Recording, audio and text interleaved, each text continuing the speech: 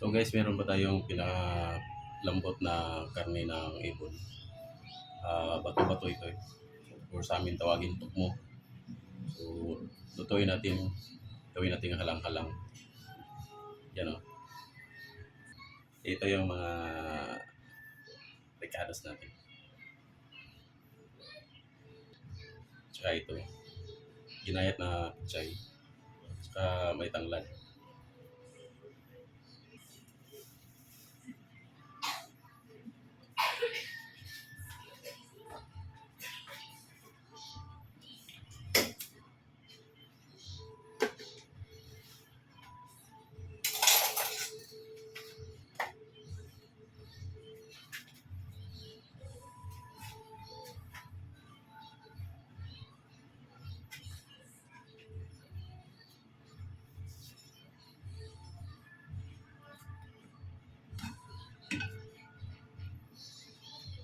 Ito yung gagamitin natin kasi sabaw ito eh. May sabaw. Hindi natin dadamihan ng sabaw kasi yung lasa ng karne niya para di mawala.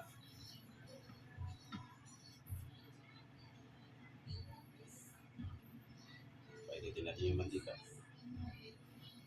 Konti lang para di siya hindi masapawan yung lasa ng karne. Para lang maluto yung mga ano natin. Picados. Tsaka yun o. Say hi. Why don't you say hi?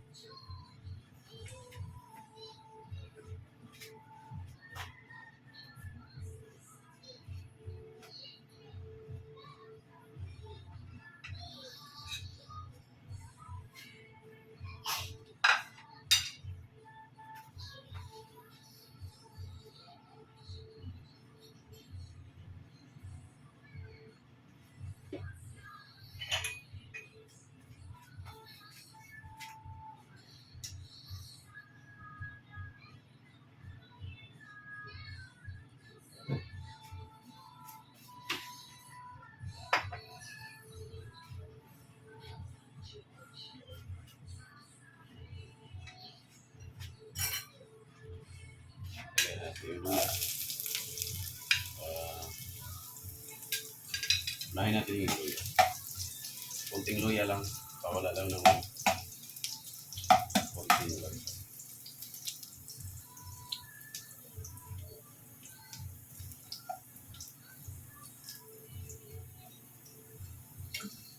Kaya natin yung sibuyas.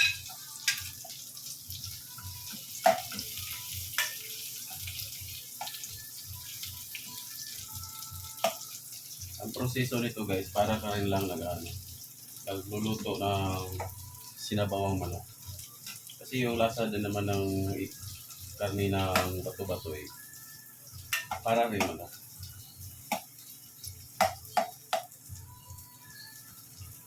Yung i-upload natin guys, yung video na lang ng pagluluto. Kasi yung sa panghuhuli namin ng paghahunting, pina-vlog ni Boss Meta. So hindi ko na ina-upload. Siguro sa YouTube na lang siguro, YouTube channel. Kasi sa YouTube hindi naman ganun ka-stricto. Ito si Meta kasi stricto niya sa mga ganyan. Lalo na pag mga hayop. Pero yung fishing, hindi naman yan pina-vlog. Siguro, hindi masyadong yung fishing. Pero pag ibon, stricto sila sa mga ganyan. So yung mga kunikonsidera nila na wild animals or endangered species. Yung mga endangered species ng mga Pero yung bato-bato naman or tukmo, hindi naman yun endangered sa amin dito. Ang dami-dami niyan, kumakain yan sa mga palayan, lalo na pag bagong ani at saka yung hinog na yung palay. Kumakain-kain sila dyan sa mga palayan at saka yung lalo na pag mais. Yung bagong tanim na mais, kinakain nila yan. Kaya naging perwisyo din sila sa mga magsasaka. Lalo na yung nagtatanim ng palay ng mga direct. Yung hindi na dinadaan ng similya yung palay.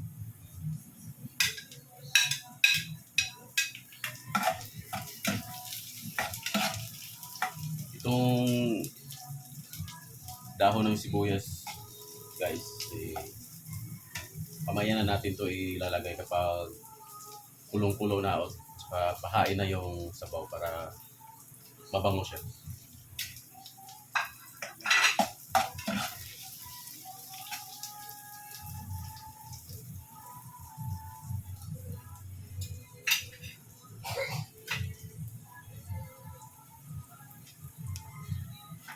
Lagay na natin yung karne. Marami-rami ito guys.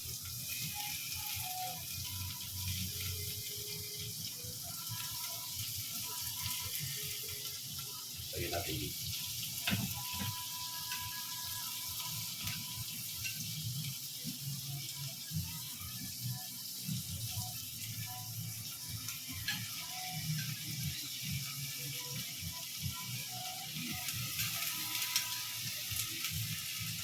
Lagyan na lang natin yung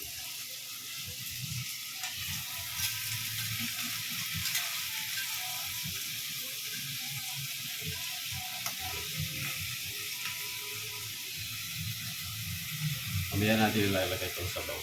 Isahin mo na na.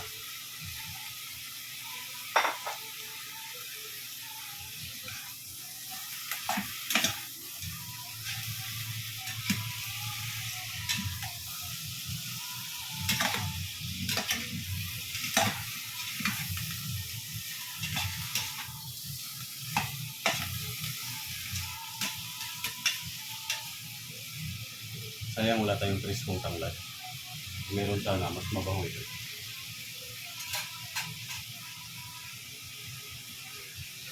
Yan, hindi na siya presko. Gaganon nyo na lang na. Pero wala nang masyadong amoy.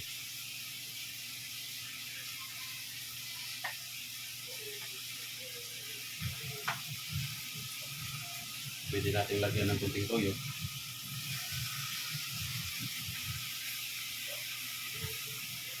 Tsaka yung paminta.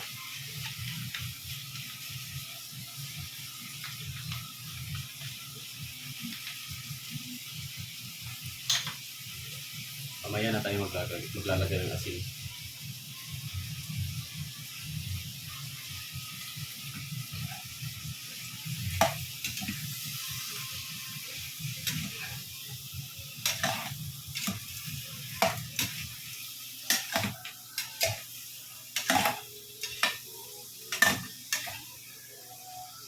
Bango niya guys.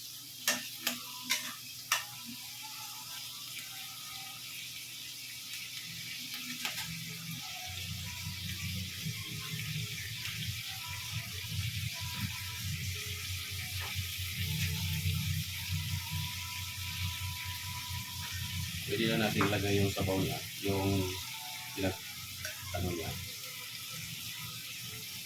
Ito guys, napakalasa ng sabaw na to. Talagang lasa lang to ng karne. Wala itong bitsin, walang asin. May konting asin lang, pero yung lasa lang talaga. Original product. Una na natin itong ilagay, itong mga itim-itim.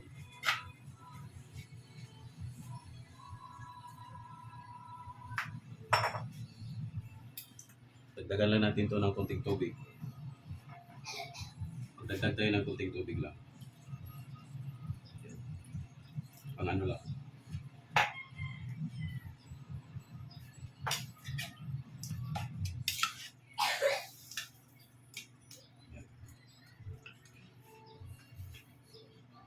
Lagay natin yung tanglad. Kung may preskong tanglad, mas mabango to guys. So, pakuluan lang natin hanggang mas lumambot siya.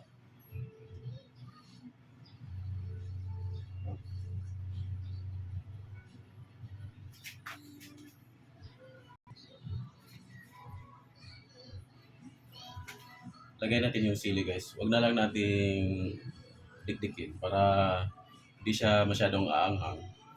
Yung lasa na lang, yung pagkaluto na lang niya yung magdadala ng anghang. Baka kasi may ayaw na maraming anghang. Na masyadong anghang pala. Dinagdagan pala natin yung sabaw. Kasi sobrang lasa yung sabaw niya. Kaya mas maganda kung dadamihan natin. Yan.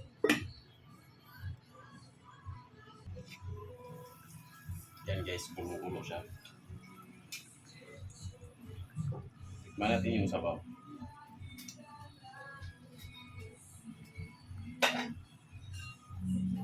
Say hi to the camera.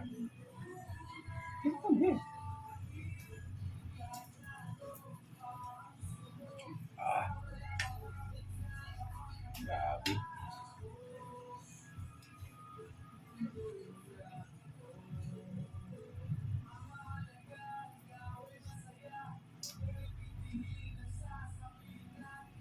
Sobrang tamis yan guys. Yung sabaw niya sobrang tamis. Hindi ko to nilalagyan ng bitsin kasi hindi naman ako gumagamit talaga ng bitsin. Pero yung lasa niya guys sobrang sarap. Talo pa na yung nilagyan ng bitsin.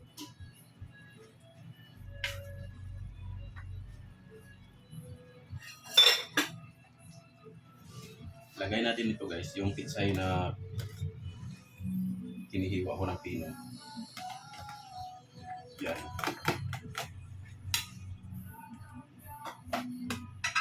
Tsaka yung dahon ng sibuyas. Pwede na natin patayin yung apoy kasi lutong, ano naman ito malambot na itong karne.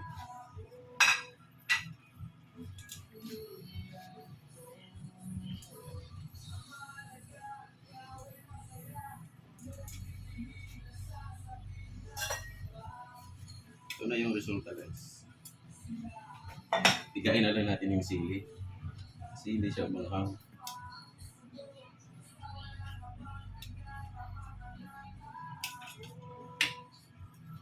Ito na guys.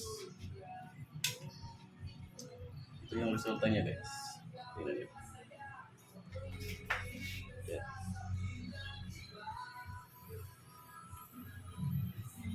Okay.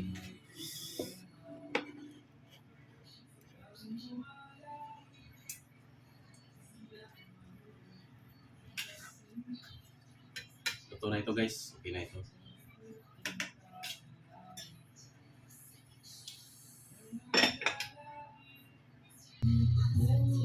Yan na po yung hinalang na tokmo guys. Yan. Sizzling, hinalang na tokmo. Bye-bye.